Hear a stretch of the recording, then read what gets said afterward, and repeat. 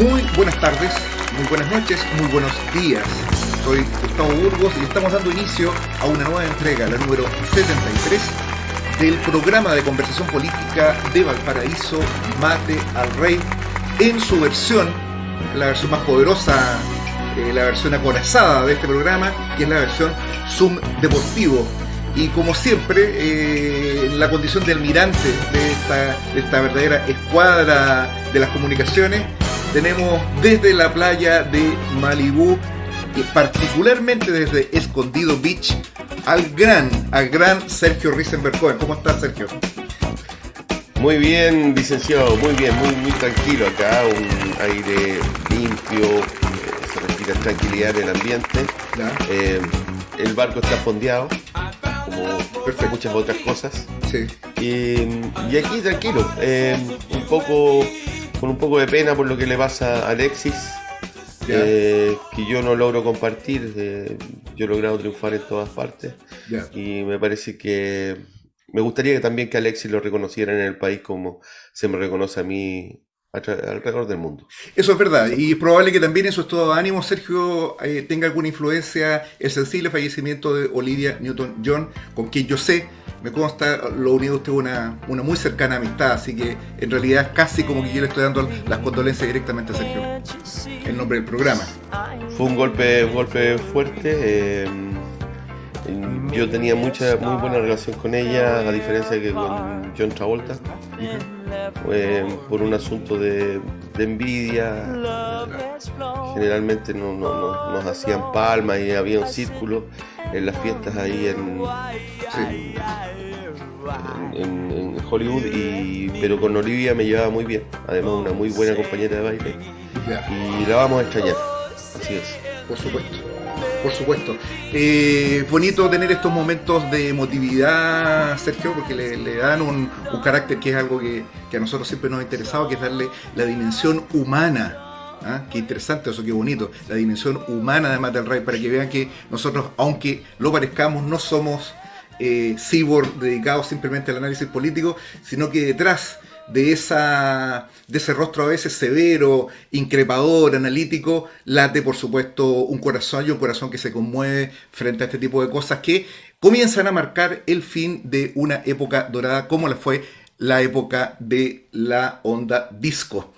Y precisamente porque estamos en la onda disco, tenemos a nuestros 12 púgiles de este programa. En primer lugar, desde la irredenta comuna de San Joaquín y especialmente desde la Junta de Vecinos Brasil número 1, al politólogo y compañero Juan Carlos Gómez Leito. ¿Cómo está, Juan Carlos? Aquí estamos, gracias por la presentación, me halaga.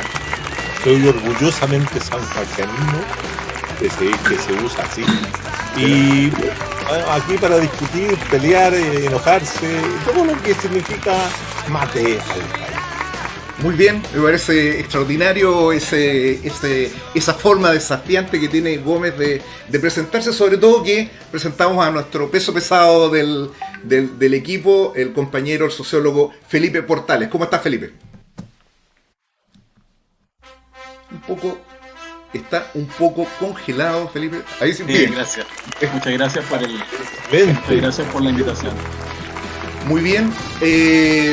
Hay aviso de gancho de izquierda, al parecer. Exactamente, hay aviso de gancho de izquierda. Alguna vez vamos a hacer un programa dedicado al análisis del box, que creo que es algo que tenemos una deuda con eso. Nosotros muchas veces hablamos de fútbol, pero de box y de los grandes púgiles que sacudieron la historia de este deporte en el país, creo que sería bastante interesante. Pero el tema de este programa viene impuesto indudablemente por la coyuntura. El día de ayer, hasta altas horas de la noche, en el comedor del Senado, en calle Pedro Montt, donde funciona el Congreso Nacional, se dieron en reunión un conjunto de dirigentes de los principales partidos de la alianza de gobierno, junto con otros personeros cuya individualización resultó un poco compleja, pero había gente de la democracia cristiana también,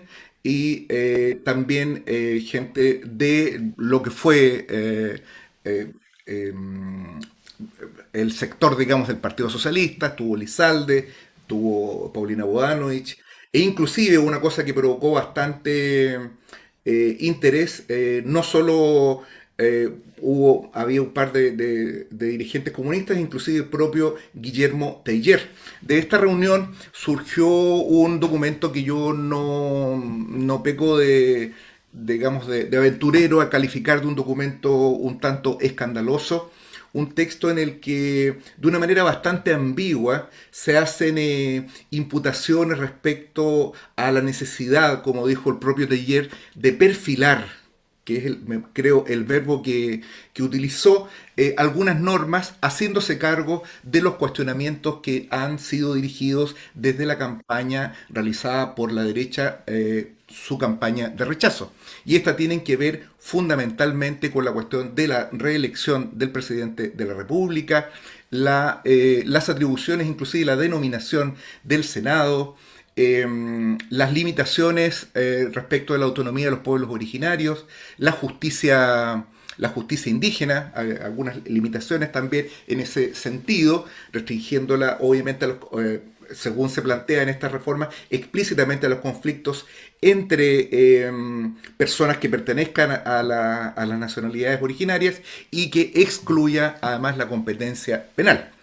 Entre otros temas, no hay ninguna modificación que tienda a profundizar derechos, a hacer más efectiva la participación, a cautelar los bienes nacionales, a establecer un orden público económico, ni ninguna de aquellas cuestiones que sirvieron de base al levantamiento popular en octubre del año 19. De tal manera que no es en absoluto aventurado sostener de que esto se trata de explícitamente de un acto en que el régimen comienza a corregir esta esmirriada constitución que salió de la Convención Constitucional y comienza esta misma a transformarse directamente en un texto, en una especie de hoja de ruta de la oligarquía, muy lejos de ser este texto liberador, transformador, democrático que se nos ha venido presentando.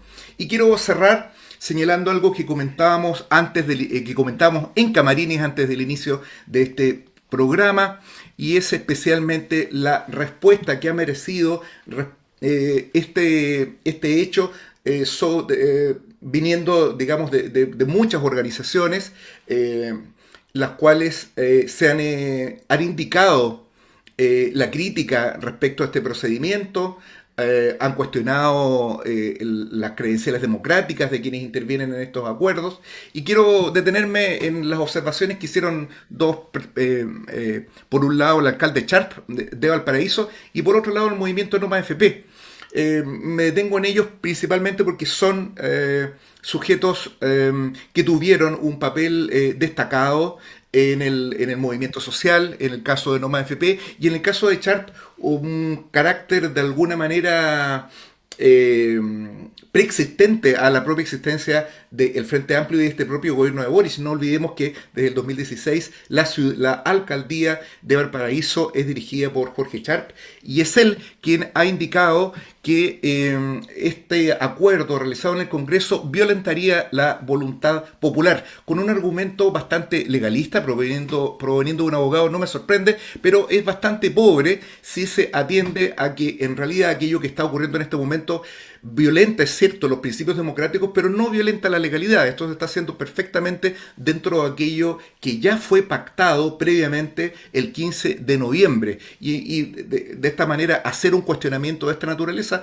resulta una pequeñez. Pero lo más grave quizás es la declaración del movimiento Noma FP, una declaración que yo califico de pusilánime, una declaración en que se hace un cuestionamiento bastante severo respecto a la existencia de esta cocina, respecto de la manera como esto colisiona con el espíritu de transformación del proceso constitucional, pero finalmente Noma FP, al igual que Jorge Sharp y una gran cantidad de críticos que Gómez Leighton me da la impresión que se dio el trabajo de testear, no cambiaron su posición y siguen llamando a votar a prueba, de tal manera que esta crítica es una crítica más bien cosmética y que lo único que apunta es a que el descrédito que provoca este acto no les llega a ellos, pero no hay absolutamente ninguna definición política racional como lo sería, por ejemplo, el cambiar en la convocatoria o la posición política frente a un hecho de tanta amplitud.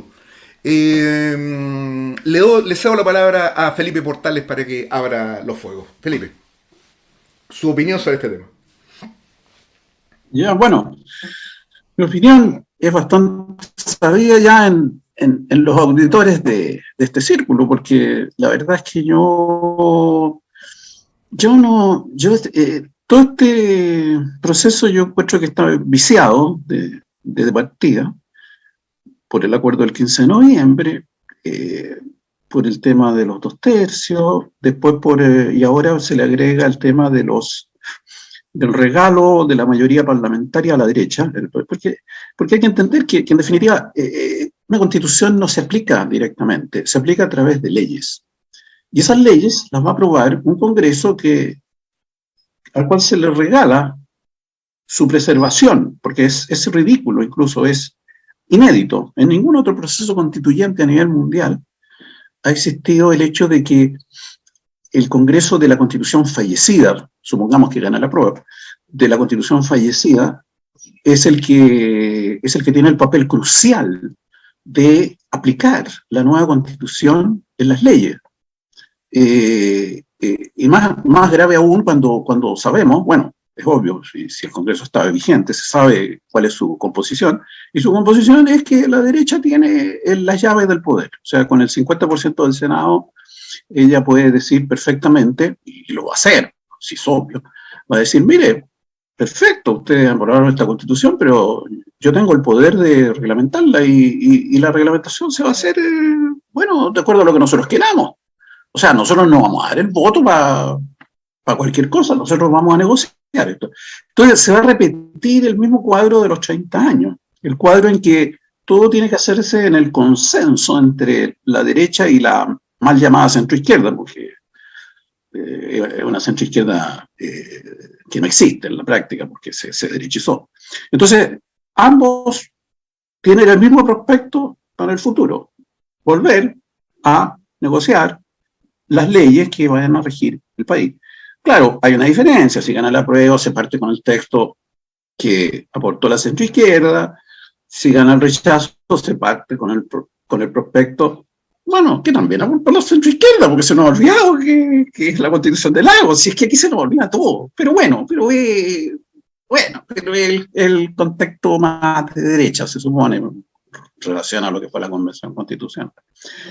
Pero no hay ninguna diferencia de fondo, o sea, es una negociación que viene, que va a ser más cómoda para uno u otro si gana el apruebo o el rechazo, pero la negociación sustantiva va a darse en las mismas circunstancias, digamos. Entonces, y lo increíble es que nadie repara en esto. Al final, esto es como una mise en scène. Somos un país muy divertido, un país que vive de las apariencias, entonces nadie va al fondo del problema. Este acuerdo de anoche, claro, se supone que debería darle más elementos al apruebo que antes. Podría ser. Esa es la idea. Si resulta o no, no sabemos, pero esa era la idea. Pero básicamente, como digo, no cambia nada de fondo. O sea, no cambia nada de fondo. Entonces, en ese sentido, yo no le doy mayor importancia. Así que bueno. ¿Esto debería cambiar la intención de voto? ¿Podría tener algún efecto, como dicen los medios de comunicación, en la aguja respecto del resultado del plebiscito del 4 de septiembre? Eventualmente podría, sin duda, pero podría ser para un lado o para otro, porque los argumentos de la derecha no son malos en el sentido, o sea, ustedes están reconociendo que esta Constitución está mal hecha, ya, antes de que empiece a funcionar. Claro. O sea, nos están dando la razón a nosotros. Ese es el argumento que no deja de ser efectista. Pero no sé, la verdad es que sería presuntuoso de mi parte decir, no, esto va a ayudar acá. Lo que sí yo veo es que parece que el resultado va a ser estrecho y me da la impresión que así como están las cosas, ganaría el rechazo. Ajá. Por poco. Ya. Es la impresión que yo tengo. Ya. Sería como el pronóstico. Sí, pero no es algo tampoco que yo lo diga así categóricamente, no. Es lo que me da la impresión. Bueno, haremos Sí. llegado el momento haremos alguna apuesta. Juan Carlos. Estoy llorando después de lo que dijo. Bueno, está bien. Un poco, te quería hacer una pregunta. ¿Qué significado le das a una declaración?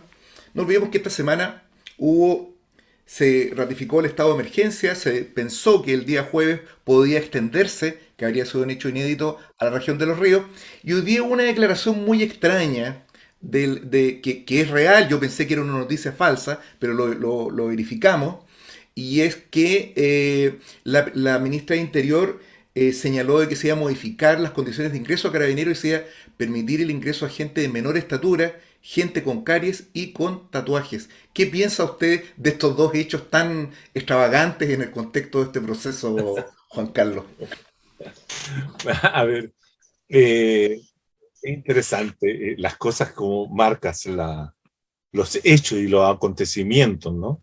Que se ubican en cuestiones totalmente distintas. Voy a hacer comentarios primero en relación al tema de lo que De la cocina. presentaste recién con respecto a la declaración esta de los partidos de gobierno, que es bien simpática porque es unidos y unidas para aprobar una nueva constitución. Yo tengo la impresión de que primero hay que desdramatizar el cuento. Es decir, esto no tiene ninguna otra importancia que lo que es la mera acuerdo sobre algo que no ha acontecido ni se ha producido. Porque no tenemos ninguna certeza de que la Constitución, llamémosla 2022, vaya a triunfar el próximo 4 de septiembre. Y por lo tanto, esto es algo que busca generar algún grado de confianza o disipar algunas dudas en las propias filas del oficialismo. Es decir, esto está articulado desde el presidente Boric, ¿cierto?, que les pidió a los partidos que se pusieran de acuerdo, que se reunieran y que establecieran algunos puntos en común para hacer una modificación futura de algunos elementos que ellos, que tanto no solamente la derecha, sino que fundamentalmente el PPD, el Partido Socialista, ¿cierto?, el Partido Liberal, han planteado desde mucho antes, porque este es como el resumen después de todo lo que se plantearon aquello, y llegaron a un acuerdo de 5 o 6 puntos sobre cuestiones que, si uno las revisa bien y las pone en perspectiva en comparación con lo que dice la Constitución, son cosas que dejan tan ambiguo como estaba, en primer lugar. Deja todo ambiguo. Y de manera entonces que yo no le daría mayor importancia. ¿Y tú crees, Juan Carlos, que se equivocaron al hacer ese acuerdo o hay otra intención ahí? Sí, no es un acto irracional. ¿Ya? Es un acto racional que tiene como objetivo impactar en algunos grupos de electores o simpatizantes o adherentes a sus propias organizaciones políticas que han mostrado alguna, por decirlo así, disidencia, ¿cierto?, díscolo con respecto a algunos puntos de la misma constitución política. Más bien de sectores que provienen desde algunos sectores del Frente Amplio, pero fundamentalmente de la vieja concertación. En este caso me estoy refiriendo al partido PPD, ¿cierto?, al Partido Socialista, al Partido Liberal y incluso a algunos sectores que podrían ser radicales, ¿no? Y eso es darle confianza que vamos a revisar aquello que a ustedes les parece. Por ejemplo, en el tema de la plurinacionalidad. Nosotros comentamos en alguna oportunidad a Gustavo las declaraciones que hizo el ex gobernador y el ex intendente de Valparaíso, Hardenittel, con respecto a esa situación, y que lo que él le molestaba era el asunto de los pueblos originarios, y que se habían pasado 5 pueblos, porque ese es el nuevo concepto que se usa hoy día en esta rigurosa la ciencia gente se política. pasa pueblos, es muy raro eso, sí. 5 pueblos originarios, sí.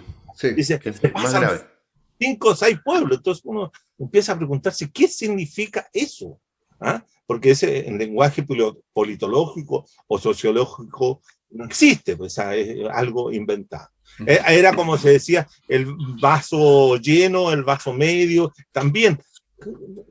Bueno, esa es la forma, y eso es lo poco científico que tiene la política chilena, ¿eh? En ese aspecto, porque se dice. Entonces, en ese sentido, yo creo que va dirigido a esos sectores. No va dirigido a otro lado.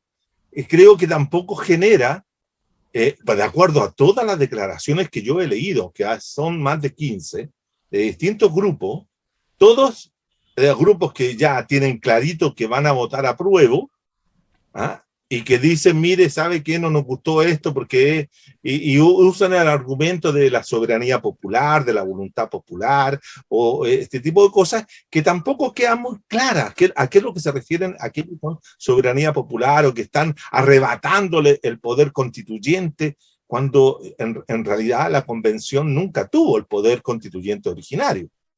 La convención tuvo un poder constitucional para hacer una nueva constitución, pero no era explosivo, no era potente, no era revolucionario, no era ilimitado ese poder constitucional, sino que era más bien restringido y limitado. Eso es lo que era el poder de las convencionales. Entonces, en ese sentido, ahí queda todo ambiguo. Yo creo que estamos en una situación de la ambigüedad total. Ahora, ¿qué es lo que va a definir esta situación en el escenario post-5 de septiembre?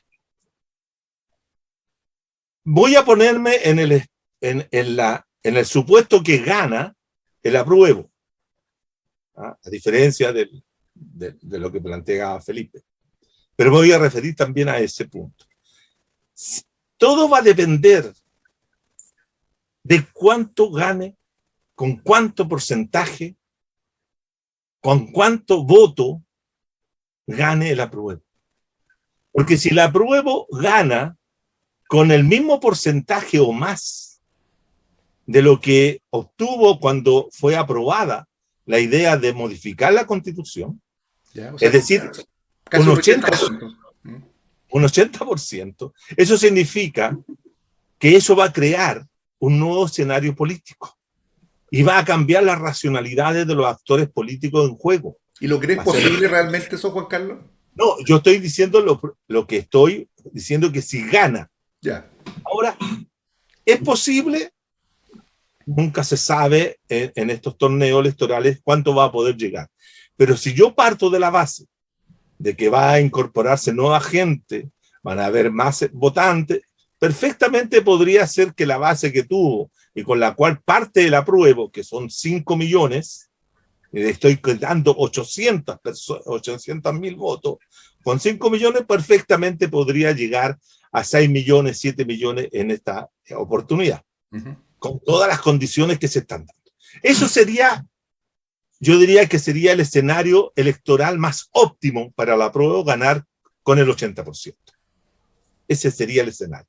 Ahora, si gana con el 51%, es decir, con lo mínimo, sí, raspando la olla, por decirlo así, sí, citando a nuestro politólogo nacional Iván Moreira, ¿cierto? Exacto. ¿Ah? Entonces, raspando la olla, ya la situación, este tipo de acuerdos que se hacen antes de, comienzan a tener un efecto distinto. Comienzan a jugar un papel. ¿Captan? Entonces, ¿Y no será eso lo que están viendo aquellos que están pactando? Pues es que todo en política, en los escenarios políticos que se están construyendo o en el escenario electoral, todos están armando cocinas. Uno lo hacen en cocinas muy hermosas, de americanas, qué sé yo, y lo O otro la lo cocina hacen de Risenberg. claro, o otros lo hacen, ¿cierto? En cocinas populares, al lado de un fogón, un foguito con leña, a carbón. Como mi cocina, Juan Carlos. Un fogón. ¿Ah? Como mi cocina, un fogón. Claro. Entonces todos tienen cocina, estimado. Todos arman acuerdos. Es decir, aquí no hay nadie que no haga cocina. Desde la izquierda no institucional hasta la derecha, todos hacen cocina. Sí, al tiro, Sergio. Entonces, en ese sentido, no es novedoso que se pongan de acuerdo y que digan, mire, nosotros vamos a hacer tal cosa, si esto pasa, si esto no pasa, etcétera. Yo he leído todo esto y todos te dicen algo similar. O sea, todos plantean cocina. ¿Ya? Ese es el tema. Yo no hago más drama con respecto al tema de la cocina de la alianza de gobierno. ¿Sabes, Juan Carlos? La otra vuelta, la otra respuesta. Mira, yo quiero hacer una observación respecto a eso. Yo tengo la impresión de que este acuerdo no es un hecho baladí ni es algo intrascendente. Creo que es un gesto político muy importante, de mucha trascendencia.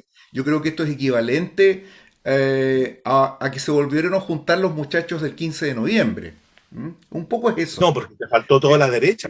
Sí, claro, pero se volvieron a juntar, se volvió a juntar parte del equipo digamos, del reparto de Texas Massacre, ¿no? Para ponerlo en términos cinematográficos. Entonces faltaron algunos personajes de otras ediciones anteriores, pero el grueso, el hombre de la motosierra estaba ahí, ¿no? Y en ese sentido yo pienso que esto obedece principalmente a dos factores. Primero, de que yo creo que existe en la élite la percepción de que por primera vez el resultado del plebiscito pareciera tener cierta incertidumbre. Y al menos en mi opinión, esa incertidumbre tiene que ver con respecto al triunfo del apruebo. Pareciera que existe eso y ellos se están poniendo en un escenario en que eventualmente el rechazo podría hacer una mella importante respecto de estos porcentajes de lo que está hablando Juan Carlos. Esto por un lado.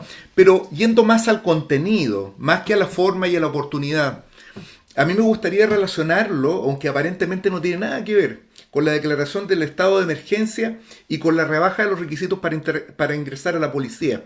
Alguien dirá, ¿pero qué tiene que ver esto? Yo creo que tiene que ver porque cuando se discutió la extensión del estado de excepción constitucional en la Araucanía hacia los ríos, eso es un signo político muy potente para un gobierno tan débil como el gobierno de Boric. Porque significa de que de alguna manera la señal que se está dando es que este gobierno lo hace amparado, apoyado principalmente en las Fuerzas Armadas. Porque la verdad es que los criterios de mantención de orden público, que son los que se sostienen para la Araucanía, no son otros, perfectamente serían aplicables, por ejemplo, para el Gran Concepción, para Santiago y eventualmente para Valparaíso también. En general, para las grandes ciudades del país se podría dar esa respuesta. Finalmente tomaron la determinación de no hacerlo porque los efectos son más adversos que aquellos objetivos que se pueden lograr, pero esto está rondando en el ambiente, de la misma manera que este cambio ridículo de las condiciones para el ingreso a la policía lo que está revelando es que no tienen intención de hacer ninguna modificación respecto a la estructura de la policía, ¿no? O sea, si le están poniendo, se están rebajando tanto, digamos, el rango de reforma de Carabineros a cuestiones que parecen realmente una broma. Yo cuando vi la noticia de que se había eliminado el requisito de estatura, el asunto de las caries y el asunto del tatuaje, esto para nuestros auditores es real, véanlo en la prensa. Hubo una conferencia de prensa donde salió la ministra Sichek junto a una niña bajita, quien iba a poder entrar a Carabineros a partir de este hecho. Esto es real, esto no fue una broma ni una cosa de mal gusto. Entonces, ¿qué es lo que significa esto? Se olvida una rebaja del pie plano también. Y el pie plano también. Entonces, este tipo de cosas creo que no son, aparentemente son ridículas, pero tienen que ver con estos rasgos bonapartistas que comienzan a emerger en esta fase.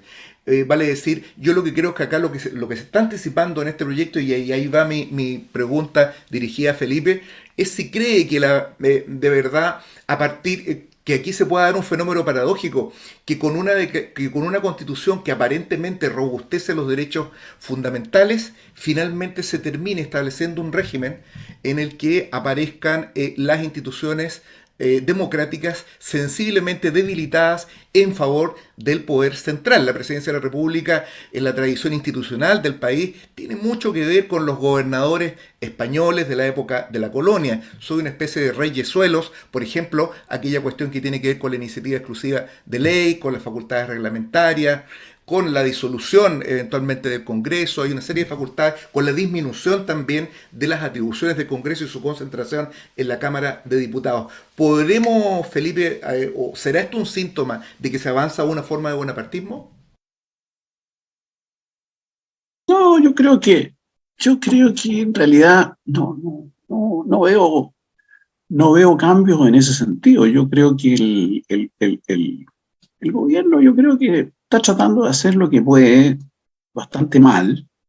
Yo creo que el nivel de desaciertos también reiterados, persistentes, yo creo que eso ha desgastado mucho la imagen del gobierno. Eso basta ver las encuestas. Y de refilón, yo creo que eso ha perjudicado enormemente a la prueba. O sea, yo creo que o sea, esto que las encuestas estén dando, que el rechazo sigue ganando por un nivel significativo, yo creo que prueba eso. Ahora, puede darse que haya una aluvión de gente que incluso por el temor de que gane el rechazo, en fin, se agolpe en la urna y de vuelta el resultado. Yo insisto que el resultado no lo veo muy disparejo. Y aventuro no es para pasarme cuenta, sino que yo simplemente digo que en el actual estado de situación veo que es más probable el triunfo del rechazo, pero no descarto para nada el triunfo de la prueba. Y lo que sí yo concluyo es que no va a tener a la larga mayor importancia. O sea, es cierto que el triunfo de la prueba puede entusiasmar a gente, y el problema va a ser que después la frustración va a ser gigantesca. O sea, cuando vean que ninguna ley pueda aprobarse realmente aplicando una disposición claramente progresista, porque la derecha no lo va a aceptar, va a haber un desánimo gigantesco posterior. Entonces, incluso yo le diría a la gente, mire, si quiere vaya a votar por el apruebo, no hay ningún problema, pero no lo haya engañado, no se engañe. O sea, aquí no van a cambiar las cosas si la derecha no quiere. Entonces, claro, puede ser un triunfo simbólico. Ahora, si le asusta tanto la Constitución actual, que de paso, también, como digo, está firmada por Lagos, está firmada por todos los de la Concertación. O sea, sí, en el fondo, claro, es la Constitución del 80, pero asumida por la centroizquierda del momento, ¿no? El 2005. Asumida con fervor. Si ustedes leyeran el discurso de Lagos de promulgación de la Constitución del 2005, es decir, pero apologética. Está feliz Lagos cuando dice aquí por fin tenemos una constitución democrática. Ese es el texto del discurso del 2005. Tenemos una constitución democrática que ya no nos divide, hemos vuelto a las raíces del Chile de siempre, del Chile democrático, en fin, etcétera, etcétera. Es notable ese texto. Por eso mismo es un texto que está totalmente oculto, como tantas cosas de la historia reciente de nuestro país están ocultas. A riesgo de ser insistente, como cómo destruyeron la Concertación, cómo destruyó los medios de comunicación de centro izquierda, uno por uno. ¿Cómo los destruyeron? Nadie sabe, nadie se pregunta. No. ¿Cómo siguieron privatizando y privatizando durante los gobiernos de la Concertación todo lo que pudieron, los puertos, el mar, el agua, concesionando los caminos, etcétera, etcétera? Entonces, al final uno dice, bueno, y ahora, claro, pero es que ahora está el Frente Amplio. Bueno, el Frente Amplio que nombró a Mario Marcel, un neoliberal concertacionista absolutamente ortodoxo como ministro de Hacienda, en fin, a Máximo Pacheco, vicepresidente Judil, con Máximo Pacheco, un empresario laguista, un tipo que ha estado en directorios de grandes empresas multinacionales. Entonces uno dice, bueno, pero claro, yo sé que la gente quiere creer otra cosa, pero eso es lo que hay. Entonces, desde ese punto de vista, yo insisto, o sea, hay que, yo yo anularé el voto, pero no estoy llamando para que lo anulen, sino que simplemente que si votan por apruebo, sepan que no van a tener ninguna gran éxito, dado como están las cosas. Eso. Señor Portales, usted vio el capítulo anterior de Mate al Rey, le echó una mirada y apareció el señor Gress. ¿Una entrevista usted lo vio? No lo vi. Lo menciona y también le digo para que quizá eso lo incentive usted, la vanidad lo incentive para ver ese programa. Lamentablemente no le voy a poder hacer preguntas del programa, entonces. No, pero dígame, ¿qué decía Gress? No, es que el señor, no le voy a decir lo que decía Gress porque lamentablemente no lo veo, pero sí le voy a preguntar. Misterioso, Risen, ¿verdad? Sí. Es que ese deja la intención para que el señor Portales vaya y vea el programa. El carbonero Risenberg le decían en el colegio. Así es. Y usted, hay toda una disposición anímica de la gente que está por el apruebo. ¿Cómo usted ve, que fue una pregunta que se le hicimos a Gress, que él respondió, que usted no la conoce porque no vio el programa, y ¿cómo usted cree que hay gente que espera que una vez que gane el apruebo, si gana, va a haber una gran explosión social que va a levantarse a exigir que esa constitución y esos derechos se hagan realidad? Hay otros escenarios posibles. ¿Cómo cree usted que va? ¿Eso dijo Gress? ¿Eso dijo Gress? No sé. Son las hipótesis. Le digo que hay varias. Va a tener que ir a ver el programa, lamentablemente. Si no. No le digo porque no es. Yo creo que la fuerza de los hechos es lo más importante. O sea, puede haber una explosión de alegría, pero a la larga la situación real va a ser, como digo, lo que la derecha quiera. ¿Y la reacción de la gente, usted cree que le va a dar un impulso? ¿Va a haber se van a dormir? ¿Va a haber una sensación de fracaso? Es que no, pues es que salvo que haya una revolución, que no creo que haya, va a tener que ceñirse el sistema a lo que está concordado. Y si la nueva constitución estableció que la derecha va a seguir siendo mayoría parlamentaria en la práctica, bueno, eso lo decidió la convención. O sea, el pueblo no va a poder estar contra eso, porque además los partidos políticos están a favor de eso. O sea, no hay ningún partido político que yo sepa, ni ninguna organización social que haya planteado un cuestionamiento al hecho de que el Congreso permanezca otros 4 años más. Nadie lo está planteando. O sea, que después de nadie lo está posible planteando. Triunfo de la prueba, usted ve que la gente se retiraría y dejaría todo esto en manos de las instituciones. No, es que nadie está planteando eso. Nadie lo está planteando. Entonces, ¿por qué esperar ¿Por qué no lo planteas? Que vaya a surgir un clamor popular? Si nadie lo está planteando, nadie. Somos algunos pocos que estamos predicando en el desierto, pero no hay ningún planteamiento en ese sentido. Entonces, la gente va a esperar tranquilamente, tranquila o no tan tranquilamente, bueno, va a esperar lo que salga de ahí. Y bueno, eso también va a tomar su tiempo. Los proyectos de leyes para aplicar la Constitución no van a ser cosas de 1, 2, 3, 4 meses, van a durar meses o años en su tramitación. Entonces tampoco es un proceso que vaya a desvelarse rápidamente lo que vaya a pasar. Sí. Entonces, claro, no hay un escenario que diga, bueno, que dice la gente, bueno, la gente va a esperar, va a tener que esperar porque acaba de aprobar la nueva Constitución y eso va a tomar un tiempo de legislación. Y bueno, y una vez que se apruebe esa legislación, ahí vamos a ver qué reacción puede tener, pero eso no va a ser algo rápido. Fácil 3, 4 años más, según usted. No, quizás antes. No. La cosa. Antes, quizás, pero 1 o 2 años, no sé. Incluso Sí, Juan Carlos. creo que se han puesto plazos, en primera instancia se han puesto plazos para aprobar ciertas leyes, un año creo, o 2 años. Pero bueno, vamos a ver también qué queda eso, porque tampoco esos plazos no son estrictos, eso dependerá del proceso mismo, y el Congreso tiene la facultad pues, para demorarse o no. Pues. O sea, el Senado, por ejemplo, creo que hay leyes que tienen esperando hace 8 o 10 años, ¿no? Sí.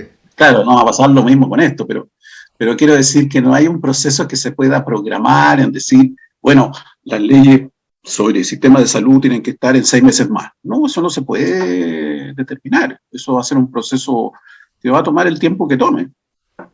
Va a depender de la formación de los acuerdos políticos. Hay una segunda edición de un debate en el que exitosamente participó nuestro contertulio Juan Carlos Gómez, organizado por el Movimiento de Recuperación del Cobre.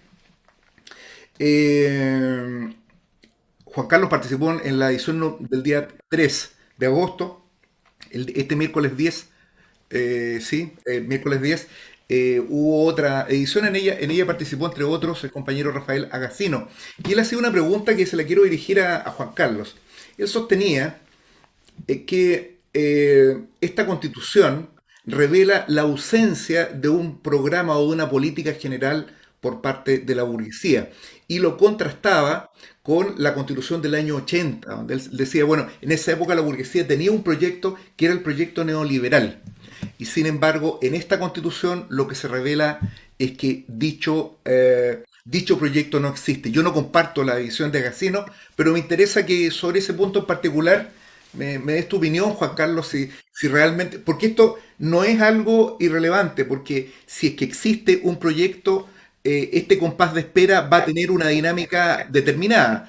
Vale decir, si no hay proyecto y hay crisis, pareciera entonces que la situación de inestabilidad política se va a acentuar, se va a profundizar, y entonces vamos a vivir un proceso de convulsión social más o menos más pronto que lejos. Si es al revés, si es que esto realmente obedece a un programa político, entonces va a haber mucho mayor control respecto a este proceso de reformas. Juan Carlos. Bueno, hay varias cosas que quisiera comentar con respecto a lo que decía Portales, ¿no? Porque no tengo esa visión tan pesimista, tan oscura, tan profundamente oscura que transmite Portales. Entonces me causa mucha encono, por decirlo en una fase suave, encono. Pero voy a responder lo que pregunta Gustavo, ¿no? Yo tengo la impresión de que estamos en presencia de un proyecto de nueva constitución política que no obedece a un determinado programa, a una determinada visión, a un determinado proyecto o histórico político de una burguesía X o Z o de sectores sociales X y Z también, ¿no? Es que aquí está el tema que yo muchas veces he planteado, y lo he puesto por escrito, de que cuando se llega a la convención, se llegan, ¿cierto?, un conjunto de colectivos, partidos políticos, independientes, ¿no?, que no tienen un proyecto de constitución pensado previamente. Esto marca la diferencia con respecto a lo que son los procesos constituyentes que se vivieron en Venezuela, o que se vivió en Ecuador, o lo que se vivió en Bolivia, donde claramente, ¿cierto?, los actores políticos que van a intervenir en el proceso constituyente van a tener claro qué es lo que quieren. Uh-huh. Y tenían incluso dibujado, diseñado, elaborado documentos en que eran preescritos de la constitución futura. Y que muchos de esos elementos fueron discutidos al interior de esas asambleas constituyentes, tanto en Bolivia como en Ecuador y en Venezuela. Entonces, eso es lo que faltó. Nosotros llegamos a un proceso, la sociedad chilena llegó a un proceso constitucional sin tener claro y sin haber discutido, sin haberse planteado con anticipación qué constitución queríamos. Y eso revela justamente un elemento que es interesante marcar, de que cuando se produce la irrupción de octubre, la revuelta de octubre del 2019, esa revuelta tiene una serie de características que lo hacen, ¿cierto?, muy heterogéneo, muy diverso, sin claridad sin claridad de qué proyecto se buscaba. Era un reclamo contra lo existente, pero sin alternativa. Y de repente se les cae sobre esa situación, cae este asunto, bueno, organicemos una convención. Entonces, lo más cercano a un proyecto relativamente elaborado desde la burguesía o desde la pequeña y mediana burguesía es lo que se produjo durante el gobierno de Michelle Bachelet, cuando las propuestas de... Ahí había, por eso también Lagos había hecho una consulta a través de el proceso de internet, telemático, virtuales, donde había consultado a mucha gente y habían elaborado una especie de proyecto. Y incluso en algunos grupos de izquierda también, yo tengo algunos documentos de esa naturaleza que algunos grupos redactaron como una constitución previa. Pero cuando llegaron a la convención, ninguno de esos grupos que llegó con algo así. Entonces yo tengo la impresión de que ahí se construyó este proyecto de constitución que no tiene, y vamos a decirlo en palabras de Gustavo, no tiene respaldo de clase. Ya. No tiene respaldo de clase, pero no significa que no tenga no piense un Chile futuro, o piense un tipo de régimen político futuro o un sistema social futuro. Entonces, por eso, cuando uno analiza esto, encuentra que tiene distintas ventanas por donde se puede entrar, salir, e incluso muchas veces son ventanas o piezas que no están bien conectadas, no están bien articuladas. Entonces, eso es lo que yo creo, eso es lo que yo estimo, lo que yo he pensado. Porque aquí no tenemos un proyecto de clase, de un sector de clase elaborado como fue. Y tú dices correctamente aquello, y lo dice también Rafael, y lo hemos dicho mucho, ¿cierto? La burguesía, la clase dominante chilena, cuando levanta el proyecto de 1980 de la Constitución, era clarito lo que quería. Porque fíjate que hay un dato. La Constitución del 80 se aprueba 5 años después de que se pone en marcha el modelo económico chileno, el padrón económico chileno, que es el neoliberal, que es lo que hace la comisión establecida por Pinochet, es adecuar las instituciones políticas, los respaldos, los resguardos al modelo económico. Entonces, eso es lo que hace. Entonces, esas son las constituciones, señor Gómez.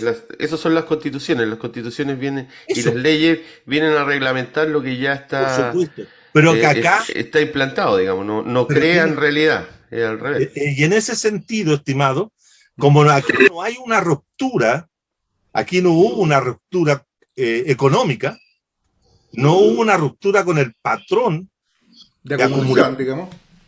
No hubo la erupción, la revuelta no provoca aquello, grietas genera, pero no lo provoca.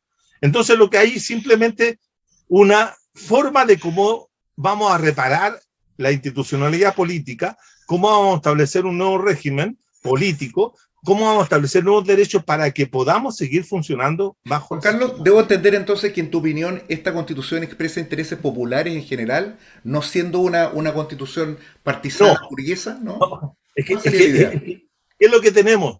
Yo tengo la impresión que no expresa los sectores populares total y completamente, sino que expresa a un conjunto de sectores de capas medias de este país. Capas medias profesionales, capas medias que asumen el discurso postmoderno, capas medias que asumen este tipo de libertades, ampliación de libertades liberales, por llamarlo de alguna forma, que tiene que ver desde la defensa del perrito, de los animales, ¿cierto? En ese sentido, hasta la defensa de la naturaleza, pero sin cuestionar, las capas medias hacen eso, sin cuestionar la forma como eso se produce. Ya. Es decir, sin cuestionar el fondo económico. El régimen capitalista.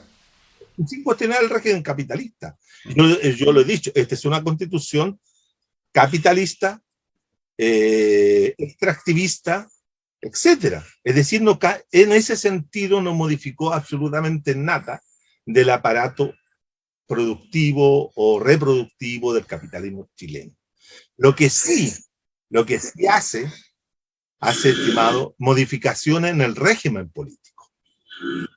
Hay cambios en el régimen político que podrían generar consecuencias el día de mañana si esta constitución puede ser aprobada. Ahora, con respecto a eso, en la alusión al programa, a este foro que se hizo en Santiago el día 3 de agosto, si no me equivoco, en la cual yo participé, yo hice una presentación y que creo que es importante que la gente de Mate el Rey, si que no ha visto el video que yo hice circular, pueda conocer.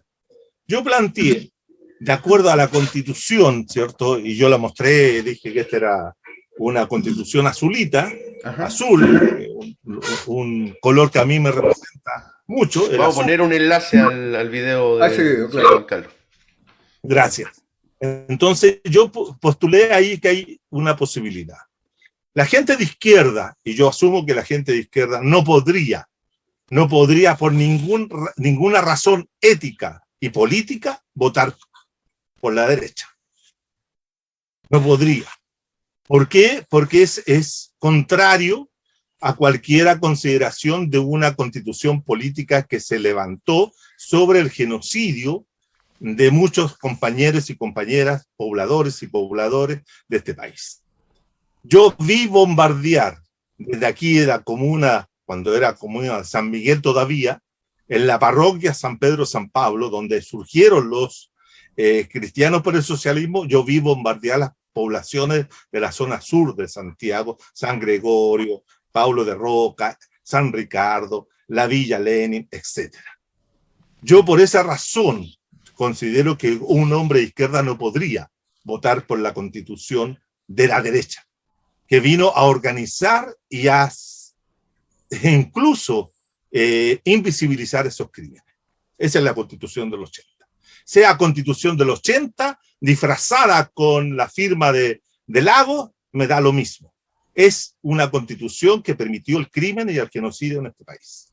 Por lo tanto, yo a la gente de izquierda no creo que sea posible que voten y le den votos a la derecha para mantener esa dominación.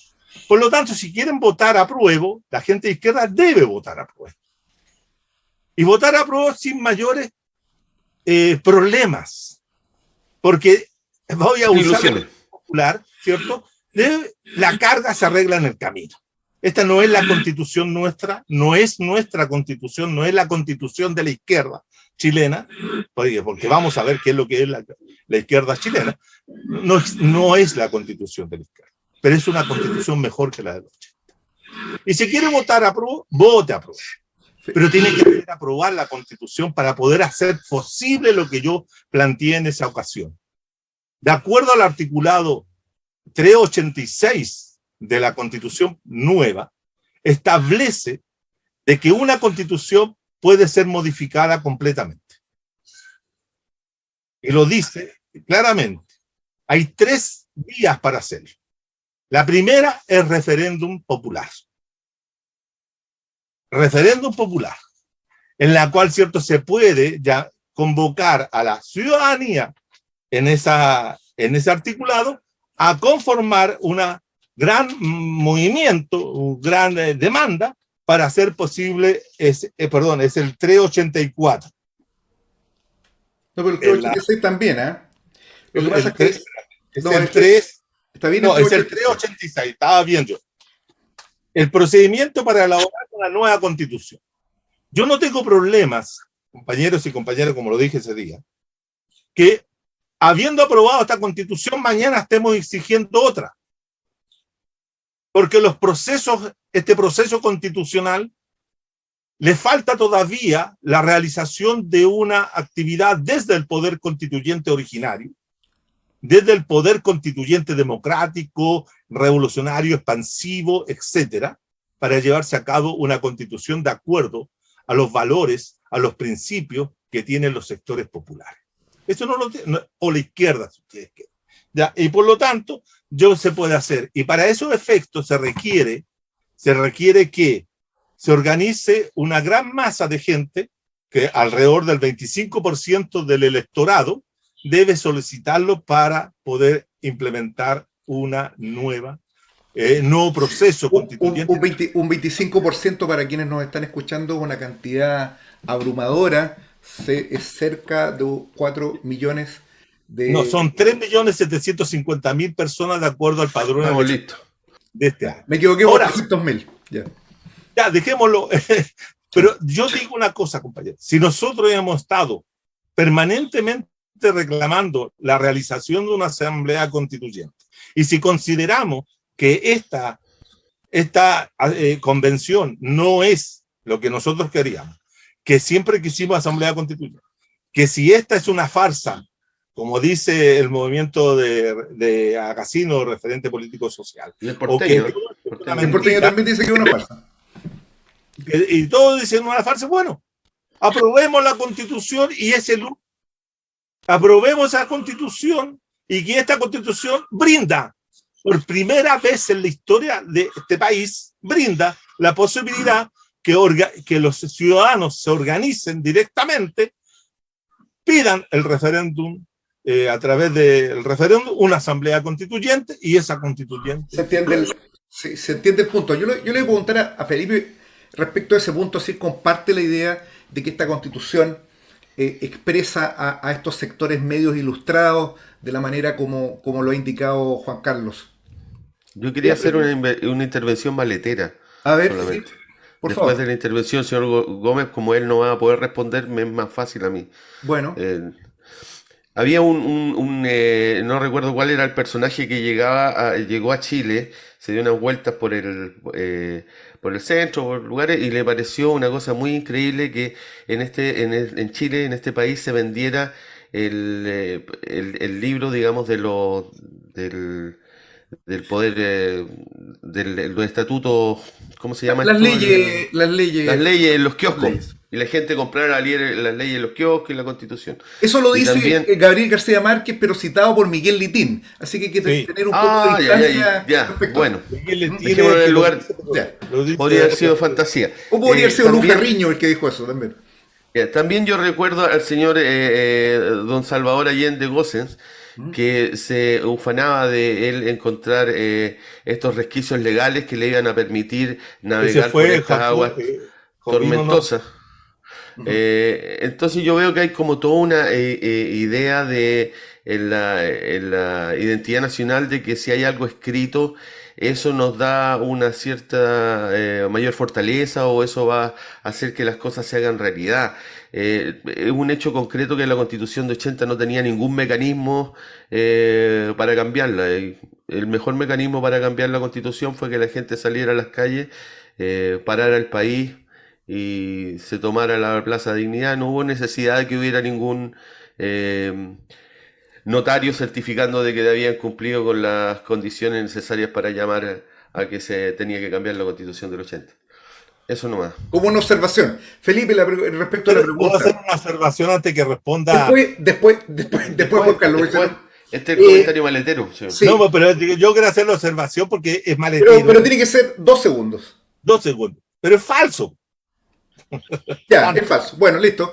Felipe, ¿representa realmente esta Constitución a los sectores medios ilustrados? ¿Hay base para sostener una cosa así, tan extravagante? Mira, yo creo que voy a ir a un problema más de fondo. Yo creo que los chilenos somos especialistas, porque no somos monopólicos, pero somos especialistas en autoengañarnos respecto de la validez de una constitución, de qué es lo que significa una constitución, o incluso una ley. O sea, yo creo que hay mucho fetiche, como decía el socialista Lassalle, Ferdinand Lassalle, un alemán en el siglo XIX, la Constitución no es una hoja de papel, la Constitución es la correlación de fuerzas que existe en un país. Nosotros tuvimos, o sea, incluso más, yo diría que ese legalismo chileno es tan falso, porque en el fondo las constituciones siempre han sido absolutamente violadas. Desde la primera constitución fuerte del año 33, ha sido permanentemente violada. La constitución del 25 fue permanentemente violada desde el poder. Entonces, tenemos un fetichismo legalista que no corresponde a la realidad. En definitiva, lo que configura la realidad son el poder político. El poder político, claro, si hay un parlamento expresado en ese parlamento. Por eso que yo digo, o sea, si no vamos a tener mayoría parlamentaria, o sea, olvidémonos, por favor, de lo que pueda significar una nueva constitución. Entonces, pero además, porque no hay poder social ni político. ¿Qué es lo que es la izquierda en Chile? Seamos claros. ¿Qué es lo que es la izquierda en Chile? O sea, ¿y qué fue la izquierda en la convención? La izquierda en la convención fue un destello, que fue la lista del pueblo, que terminó en la hecatombe total. Nosotros no nos hacemos cargo de eso. O sea, la izquierda terminó tan derrotada que después vino una elección en noviembre, pocos meses después, y a la derecha le fue como nunca le había ido antes, en materia de... ha sido la mejor votación de la derecha en términos parlamentarios, la de noviembre pasado. Eso nadie lo dimensiona. O sea, así como la elección de mayo de los convencionales fue un golpe durísimo a la derecha, la elección de noviembre fue un golpe durísimo a la izquierda. Y claro, al final, en segunda vuelta, ganó el miedo, el terror a Kast. No ganó Boric a la presidencia, ganó el terror a Kast. Hasta yo voté por Boric. En fin, o sea, claro, la gente se agolpó por el terror, porque Kast era lo último, sería una especie de Pinochet redivivo. Entonces, claro, pero la elección de noviembre fue un desastre para la izquierda chilena, un desastre, como nunca antes desde el año 90. Eso no se dimensiona. O sea, aquí hay una situación de merma gigantesca de lo que fue mayo del año pasado. Y bueno, y se ve también en miles de cosas. No seguimos teniendo medios de comunicación masivos. No hay. La izquierda, o lo que se llama izquierda chilena, no tiene ningún medio de comunicación masivo, no tiene ningún canal de televisión, no tiene ningún diario, no tiene ninguna revista virtualmente, no tiene nada para comunicarle al pueblo. O sea, si la hegemonía de la derecha con la dictadura y con la postdictadura ha sido tremenda. Claro, es cierto que hubo una revuelta en octubre del 19, porque la gente ya no daba más, pero no hay alternativa política y social en Chile al modelo hegemónico de las dos derechas. Yo creo que eso es lo más importante, o sea, más allá de que hay una elección y por eso que han hecho lo que han hecho. O sea, ¿por qué le regalaron a la derecha la mayoría en el Congreso? ¿Por qué? ¿Por qué es hegemónica la derecha? Sigue siendo hegemónica. Y los tipos no se atreven. Yo le consulté a dirigentes del Frente Amplio. ¿Por qué hicieron esto? Es que no se podía más. Y otros ni siquiera dicen, no sé. Yo le he consultado a dirigentes del Frente Amplio y del Partido Socialista. ¿Por qué hicieron lo que hicieron? No, o te dicen por miedo, no sé, porque en el fondo no tienen fuerza para cambiar el modelo económico chileno. Yo creo que en el fondo, no se atreven, entre que no se atreven, en que tienen miedo, en que no quieren, en que encuentran la tarea imposible. Entonces se van a contentar con algunos pequeños cambios. Yo tengo una comunicación que nos manda desde el sur, desde Concepción, un amigo de este programa, que es César Ormazábal, que habitualmente comenta también los programas. Y él nos mandó una información muy interesante, que es el decreto ley 1552 del 11 de septiembre de 1976. Nos ubicamos en la fecha, ¿no es cierto? Bueno, en esa fecha, la Junta Militar, integrada por Pinochet, Merino Lee y Mendoza, emitió dentro de esa resolución un decreto por el que se crea el artículo primero, donde se reconoce el derecho a la vida. Pero además tiene un tercer inciso, este artículo, donde se prohíbe la aplicación de todo apremio ilegítimo. Esto es especialmente interesante porque cuando se dictó esto, la DINA y los servicios de inteligencia de las Fuerzas Armadas no solo administraban campos de concentración a lo largo de todo el país, desde Isla Dawson hasta Pisagua, sino que además tenían quizás centenares de centros de detención y tortura. Se hacían vuelos en el mar donde se lanzaban los cadáveres de quienes son actualmente los detenidos desaparecidos, y había una verdadera industria de la tortura y del crimen organizado en el país, lo que permite caracterizarlo efectivamente como genocidio. Y no obstante eso, existía esta norma.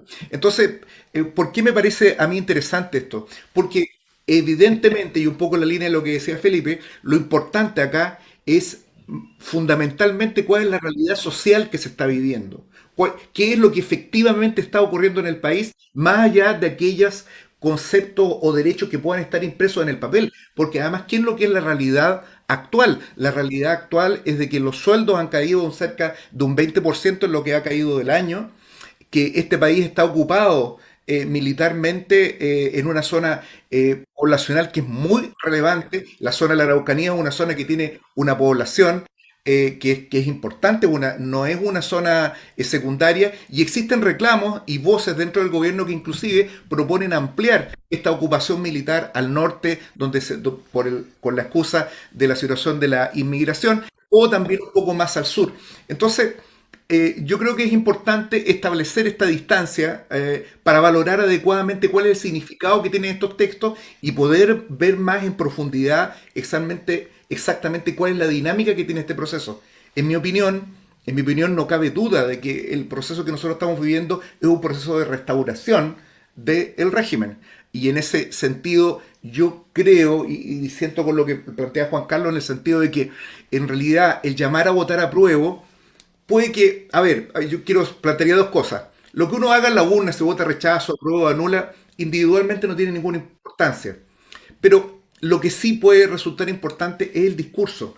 Y en ese sentido creo que propalar la especie de que es posible realizar transformaciones sociales por la vía institucional es incubar nuevas derrotas. Yo creo que ese es el problema fundamental, porque esto va a generar un compás de espera, indudablemente, pero no hay ningún elemento político que en este momento revele de que hay una voluntad popular que se expresa de alguna forma, porque la única voluntad que se está expresando es la de la gran burguesía, y esa gran burguesía se expresa con mucha claridad a través de su propia cocina. Eso... Y de sus medios y de los medios de comunicación. Juan Carlos, pido la palabra. Sí, es que yo tengo una impresión radicalmente distinta de la que tienen ustedes, radicalmente diferente, porque yo considero que despreciar el hecho de que el movimiento social chileno, ciudadano, diverso, heterogéneo, se planteara la posibilidad de un cambio político institucional, no es para despreciarlo o decir que es una situación engañosa, es porque eso es tomar una posición así como que yo soy el maestro y ustedes son los ignorantes y yo tengo que enseñarles lo que tienen que hacer. A mí me parece despreciativo esa posición, porque eso considera que la gente que hizo aquello o que se ha movilizado desde hace años en esa postura es gente ignorante, es gente que no tiene idea de nada. Y por lo tanto se dejan manejar, se dejan manipular, son engañados, etc. Yo no comparto, no tengo esa impresión. No tengo esa impresión de colocarme en una posición superior y de ahí mirar hacia abajo. No, eso es totalmente erróneo. En segundo lugar, yo tengo la impresión de que estos son procesos políticos, y los procesos políticos dentro de una sociedad capitalista. Y eso no lo debemos olvidar. Esto es una sociedad capitalista que tiene una clase dominante, que ejerce hegemonía, y tiene una clase dominada que se rebela, que se resiste, de repente explota, hace una serie de situaciones para resistir la dominación.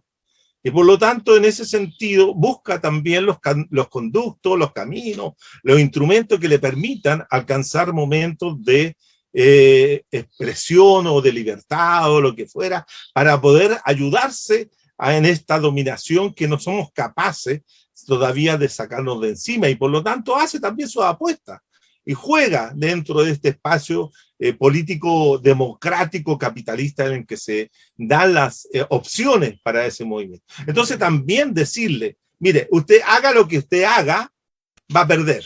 Usted haga lo que haga, va a volver a perder. Pero usted va a seguir perdiendo. Entonces está bien, desde el punto de vista de lo que puede ser cierto, las conquistas que los distintos países, pueblos, sujetos han logrado al interior del sistema capitalista democrático, también son elementos que le permiten fortalecer una serie de articulación al interior de los grupos subalternos, ¿no? Claro, indudablemente, el tema que tú planteas, Gustavo, en la última precisión de que los cambios no se pueden hacer desde las transformaciones institucionales profundas, etc. Eso lo podemos, todos lo comprenden, e incluso lo comprenden aquellos que dicen que no saben. Sí, saben y saben perfectamente. Pero esos mismos grupos, más allá de la suerte que tuvo el gobierno popular, creyeron en eso y apostaron a eso. Que le fue bien o le fue mal, sabemos que le fue mal. ¿Y por qué? La pregunta es ¿por qué le fue mal? ¿Le fue mal porque lo estaban haciendo mal? ¿O porque simplemente realmente había un proceso de transformación que le dotaba de poder a esos grupos que nunca lo habían tenido y que había que castigarlo como se les castigó? Y se les mató y se les entregó, ¿cierto?, a lo que fuera posible. ¿Y qué esperaba usted que ocurriera, señor Gómez? Que lo dejaran llegar al socialismo con empanada de vino tinto sin hacer nada porque estaban cumpliendo la ley. No, pues señor, porque eso está claro de que la lucha de clases se da en todos los contextos. Entonces era evidente que esa situación, la reacción de la burguesía, la reacción de las capas medias, porque aquí nunca hay que olvidar que las capas medias, conjuntamente con la burguesía nacional e internacional, actuaron contra su pueblo. Aquí la democracia cristiana, ¿cierto?, que es un partido que se fue aliado del golpismo, fue también responsable de los crímenes de lesa humanidad que hay en este país. Pero esa parte la conocemos, señor Gómez. Entonces, por eso mismo, hoy día muchos defienden eso porque no quieren perder la granjería que tenían, incluso que estaban perdiendo en esa época. Porque aquí hay una cosa. La clase media, ¿cierto?, se protege a sí mismo y deja desprotegido al pueblo. Entonces, cuando esa gente que dice Felipe, que él pregunta a los del Frente Amplio, ¿por qué no hicieron esto? Porque ¿a quién le tienen miedo, Felipe? ¿Le tienen miedo a la burguesía? No le tienen miedo a la burguesía. No, si yo no dije necesariamente que tenían miedo. Que no tenían cosas que no sabían que tenían. No, que era lo más que se podía obtener. Los sectores del Frente Amplio, clase media, clase mediera, aspiracionista, es una clase que le tiene miedo no a la burguesía. Con ellos abrazan, beben y brindan. Le tienen miedo al pueblo. Le tienen miedo a los sectores populares. Porque lo peor que se le puede ocurrir a un sector de clase media es que se le venga el roterío encima.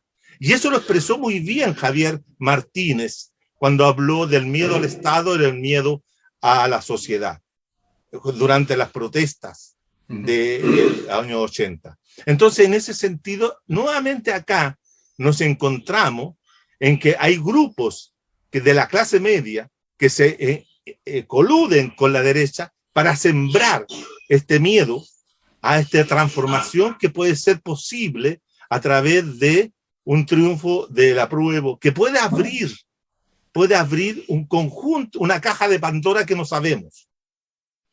Porque aquí damos por cosas. Damos por hecho de que esto va a ser así, va a ser así, pero no. Hay que dejar que la historia también transcurra y también la historia puede desarrollarse por caminos no pensados, no establecidos previamente. Pero acá todo se quiere tener previamente establecido. Todo. ¿Por qué? Porque se tiene miedo a un solo sector en este país. Jóvenes. Sí, yo quería una pregunta al señor Gómez, que para que nos hiciera muestra de su capacidad de resumen, pero esto tiene que ser muy resumido. El señor Gress planteaba que la posibilidad de ganar una prueba era que esto adormecía la situación política nacional y que la gente iba a quedar en un compás de espera que podía transformarse en 3 o 4 años hasta que las leyes que iban a hacer realidad esos derechos se votaran. ¿Usted piensa que hay la posibilidad de que el triunfo de la prueba haga que la gente se levante y presione porque se hagan realidad ya esos derechos? Como te decía al principio de esto, Sergio, ¿Ya?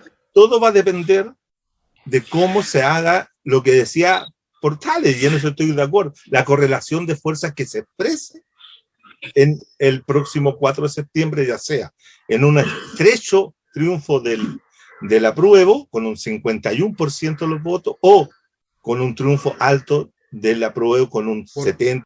Por goleada.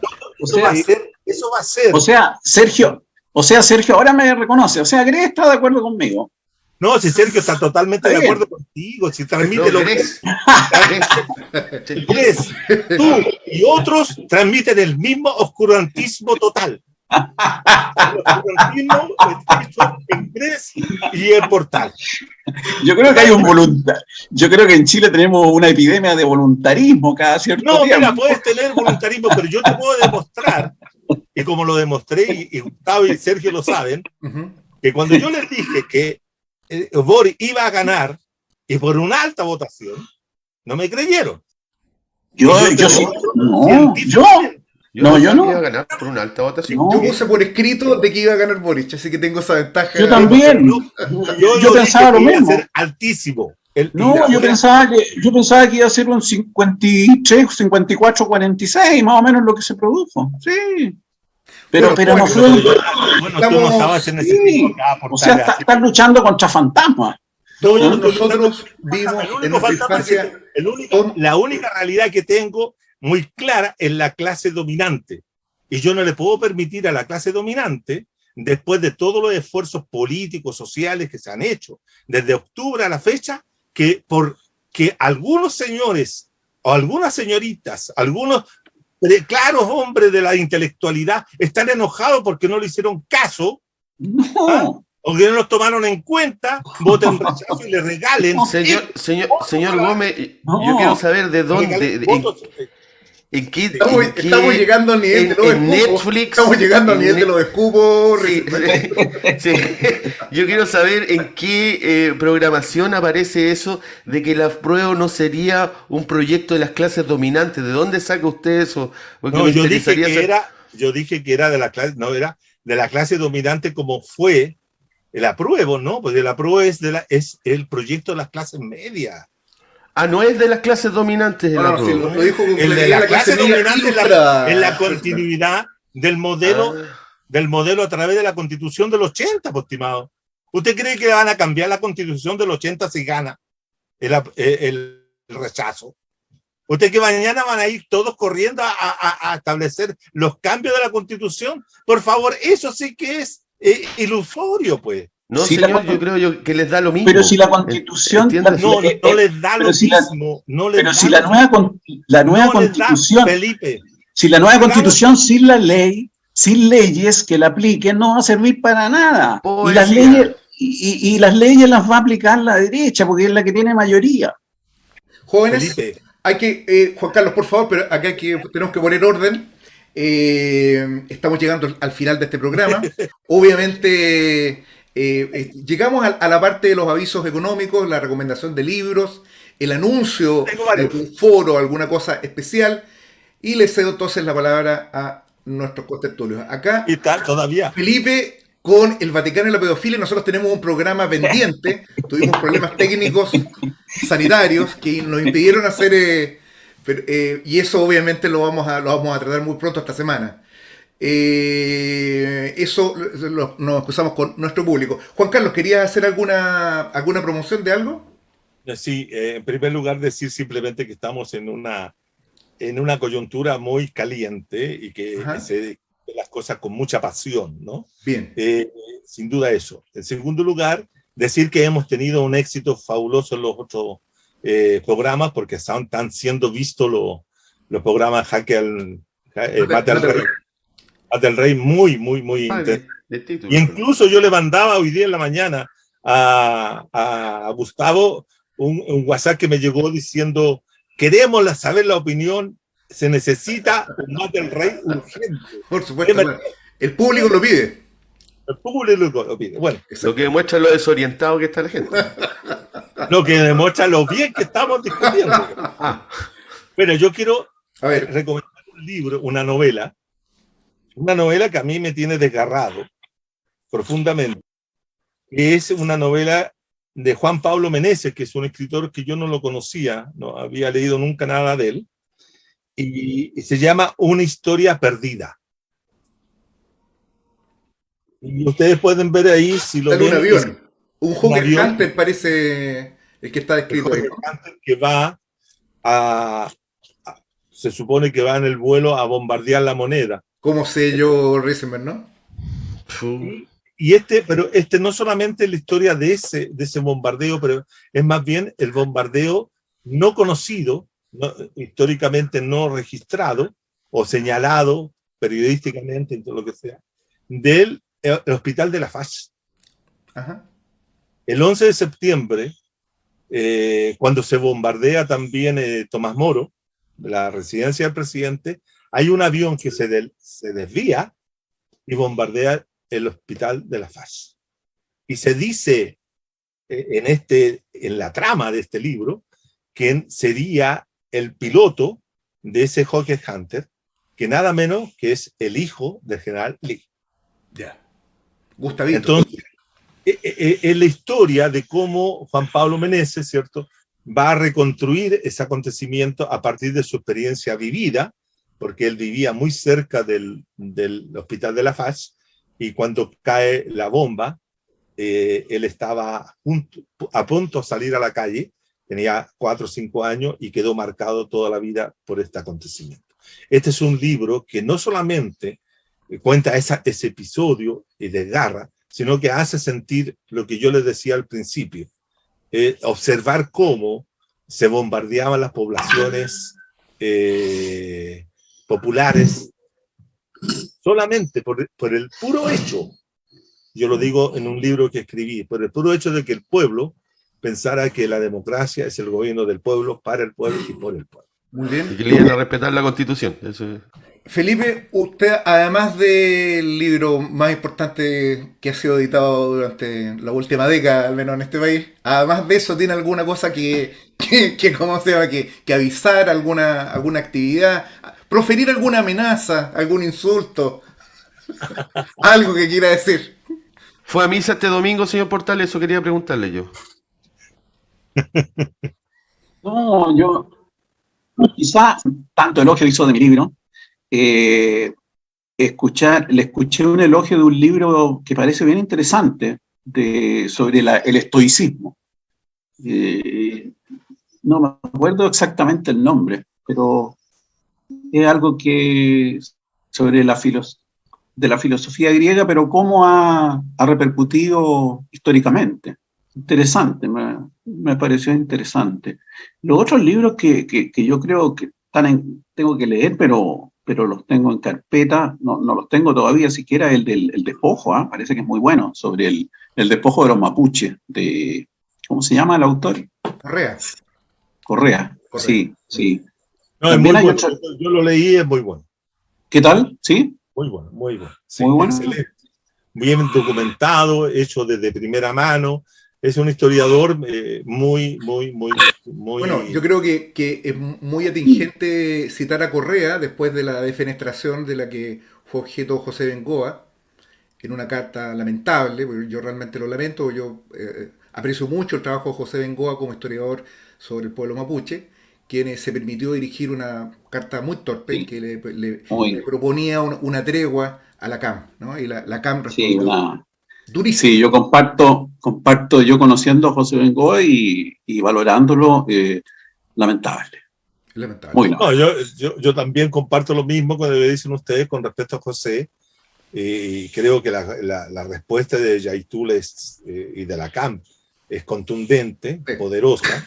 Es un texto que hay que estudiar y analizar, porque hay muchas cosas que están dichas entre frases. Fue una respuesta muy dura y yo me atrevería a decir inclusive respetuosa, porque No, no, por porque supuesto. se queda, es una respuesta política muy fuerte donde se expresa precisamente de que no se puede anatemizar el movimiento mapuche como si fuese de alguna manera un instrumento del rechazo, que es lo que lamentablemente va a entender la carta de José Bengoa. Yo tengo un libro Yo que estoy llegó a buscando mis tu manos, libro. ¿ah? Un Yo libro que estuve llegó a mis manos hace buscando poco, Camán, perdón, que fue un Aucango el Camán, sí, el presidente del Consejo de Todas las Tierras. Tuvimos una reunión el miércoles, donde fue, pero ya. en la misma línea. No, pero no en la misma línea, pero mucho más fuerte, categórico, denunciando a Bengoa casi como Mm, un genocida. Bueno. Yo quiero recomendar un libro que llegó a mis manos hace muy poco tiempo, o sea, hace Oye, poquito me más. acordé, oye, espérate, es Sí, que nombraste a Aucán Wilcamán. sí. Yo lo conocí a Aucán Wilcamán y estuvimos con Bengoa juntos en un tren en Suiza. Pero Aucán Wilcamán a mí ni me miraba, yo era No, pero tú eres representante de la aristocracia chilena, po. Él, Pero él es se que refiere, en esa bueno, intervención, disculpe, pero él se refiere a ese acontecimiento en Suiza. Cuando, Oh, donde se encuentra cuando, con Bengoa. cuando fueron, no te nombra a ti, pero nombra a José Elwin ah, y ya a Bengoa. ¿Esto es un pelambre, Juan Carlos, o tiene No, no es el otra? hambre. ¿Ah? Es real. Él dice que quiere entrar a hablar en la convención de pueblos originarios en esa oportunidad, y Bengoa y Elwin, José, hablan con el presidente de la asamblea para impedirle el paso, porque él así. en ese momento estaba juzgado por el Estado chileno. Sí, no se Entonces, haga el que no sabe Portales. Portales usted está trancando la puerta, dicen. y como no, pero si yo ya me habría ido, ya me habrían Ah, ya echado. A mí me sabía echaron que... de la Cancillería. El 96 me trabajaba. echaron de la Ah, ya. Cancillería. Me echó Ah, ya. Insulza. Insulza me echó de la Cancillería. Ah, perfecto, Y, perfecto. no, Tiene cuarta, tiene cuarta. no, El libro que quiero recomendar El yo libro es de que va a Gustavo que cuenta el libro. es de un autor ítalo-mexicano. Él se A llama ver. Fabio Moravito. El libro se llama El idioma materno. Es un conjunto de narraciones. Los cuentos al estilo de Roberto Arlt, todos tienen el mismo tamaño. Es una hoja y un cuarto más o menos, ¿no? Los cuentos de Arlt todos tenían la misma duración porque él le pagaba por letra. Y en el caso de Moravito, muy probablemente nos encontramos con una situación de este tipo. Se trata de escritores que escriben en un mismo volumen. Y es realmente un texto que, en mi opinión, es extraordinario. Un autor que recomiendo vivamente, forma parte de esta generación de escritores latinoamericanos que puede seguir siendo considerada una nueva generación, integrada, por ejemplo, por Mario Bellatín, por Rodrigo Rey Rosa, por Junot Díaz. Dentro, digamos, de esa playa de ubico a Moravito. Es un escritor realmente interesante, tiene una obra descomunal, tiene una gran producción, y esto es de la editorial Weathers, ¿no? Y está perfectamente disponible en cualquier librería en Santiago o en Valparaíso. Este libro lo recomiendo absolutamente. Eso por un lado, y lo otro, un aviso económico abiertamente. Su servidor va a estar en un foro este 17 de agosto en la Fundación Laura Allende, que queda en Agustinas 2384, a las 7 de la tarde. Compartiré panel junto al compañero Patricio Guzmán, quien es economista, militante de socialismo revolucionario, y Rodrigo Fernández, de un movimiento constituyente de Valparaíso, y vamos a estar exponiendo sobre las posturas de la izquierda frente al plebiscito en una jornada que viene siendo, digamos, una continuación de aquellos 12 versiones que hemos tenido, en la primera de las cuales participó Juan Carlos el 3 de agosto. Así que vamos a dejar junto con este enlace una invitación a ese foro que esperemos también permita seguir adelante con este debate que hemos presentado en este programa. Sergio Risenberg. Yo solamente quería decir que para halagar la vanidad del señor Gómez, a mí me llegaron informaciones que su participación en ese foro fue muy bien recibida. Así dicen. Es verdad. Sí. Es verdad, yo fui testigo de la presencia y la puesta en escena de Juan Carlos Gómez en vivo e indirecto, y fue una muy buena intervención. Inclusive se dio un fenómeno que pocas veces uno puede ver en un debate.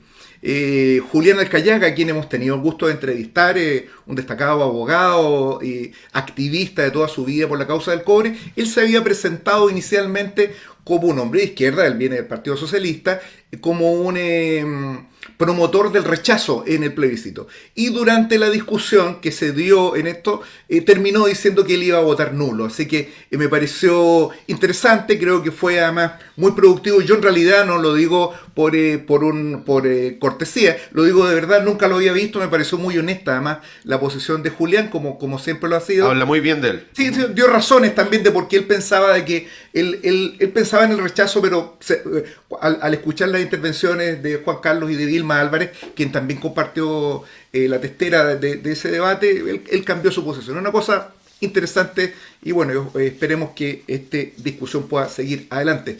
Tenemos que invitar a Portales a ese foro. Se sumó a nosotros. O sea, Julián se sumó a nosotros, Felipe. Totalmente, tenemos a Julián que llega, pero gracias a Juan Carlos Gómez, para que vea cómo es su espíritu democrático. Nadie sabe para quién trabaja. Nadie sabe para quién trabaja. No, pero hay una cosa, Felipe, yo les puse condiciones a los que van a votar nulo. Sí. Ese es el punto. Que si ustedes votan nulo y tienen la obligación después de movilizarse. Este sería un nulo hasta vencer, ¿no? Sería la nueva versión. Bueno, la soledad del señor Gómez. Doy por terminado este programa. Quiero decir como dos cosas. Lo primero es indicar de que creo de que indudablemente un hecho tan fresco como es esta cocina que quedó en evidencia de los partidos del gobierno y de lo que fue la concertación respecto a una reforma constitucional de un texto que aún no ha sido aprobado, es un hecho bastante significativo, importante, y que va a seguir generando efectos en lo inmediato, y probablemente va a ser uno de los hechos determinantes durante la campaña. No debemos perder de vista de que este proceso constituyente, que formalmente termina el 4 de septiembre, ya ha anunciado de que va a seguir agitando la discusión política de nuestro país. Vale decir, el 4 de septiembre, para aquellos que pensaban que no se iba a discutir más sobre constitución en este país y que se iban a quedar tranquilos como los estudiantes de Derecho, aquí tengo el texto de mi constitución y me lo estudio, eso no va a poder ocurrir. Los estudiantes de Derecho van a tener que seguir mendigando textos en distintas instancias institucionales para ver en definitiva cuál es el texto de la Constitución en nuestro país. Bueno, invito a quienes nos han visto a que se suscriban a este canal, a que le hagan clic a la campanita, a que compartan los contenidos de esto, a que comenten y que hagan, digamos, valer sus apreciaciones sobre estas discusiones, que son todos temas abiertos, como ha quedado en evidencia en el curso de este programa. Agradezco a Juan Carlos Gómez Leighton, a Felipe Portales por habernos acompañado con sus vigorosas intervenciones, y por supuesto a este hombre legendario de las comunicaciones que está un poquito de duelo y con un poco de penita en estos últimos días por las cosas que han ocurrido, pero nada que las penas del rock and roll se pasan con rock and roll, como le dijo su amigo Elvis Presley a Sergio Risenberg en más de una oportunidad, ahí jugando golf o disfrutando de alguna botella de whisky en esas playas tan ventosas, ¿no?, de Malibú en California. Así que terminó también. Así terminó también. Así terminó también, claro. Bueno, pero quedamos en eso entonces y nos vemos hasta nos vemos hasta la próxima semana. Chao. Chau, nos vemos el miércoles. Chao. Chau.